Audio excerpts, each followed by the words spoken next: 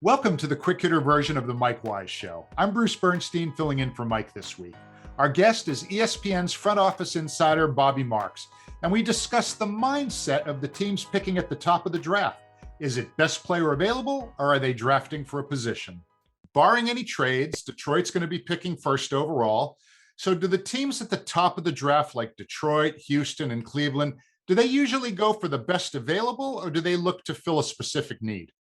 Yeah, this is different than the NFL, right? This is if there is a quarterback who may be the number one pick and you already have Tom Brady as your quarterback, the likelihood is that you're probably going to take a lineman, right? Like that's just the nature, or a defensive player. We're here because it's condensed and it's only 2 rounds, and the makeup of teams are usually built through free agency and trades, best available rules. Now, that differs a little bit, maybe if you're have multiple picks in the teens, or if you have another pick in the 20s where you're kind of going by a position of need. But if Cade Cunningham is the best available that Detroit feels, they are taking Cade Cunningham. I always say, Bruce, that when you're 20 and 52 or 19 and 53, there's a reason why you're there, right? So there's a reason why you need, you cannot be picky as far as how you're going to go about the process. And I always say the draft is one of my favorites of the year, just because of it's kind of, you take a lot of, besides the ability to select a player that can impact your team, but from a trade standpoint, a lot of different nuances that kind of come, go with it. But it's technically the start of the off season here. But yeah, it's always, at least in the top 15, best available here. And kind of a little bit of a background on how teams do it is that you'll have a big board, right? You take your top 60 or your top 70 and you rank your board. For us in New Jersey, it started about a week before the draft.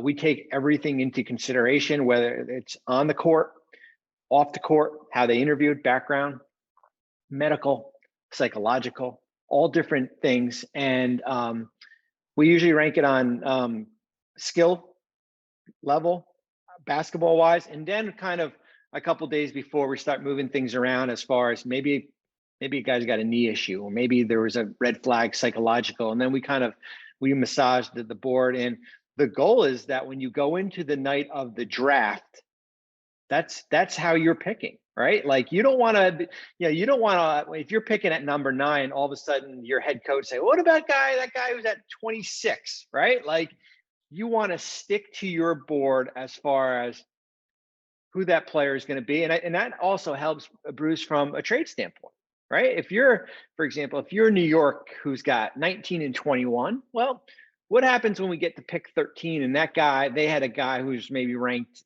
8th, right?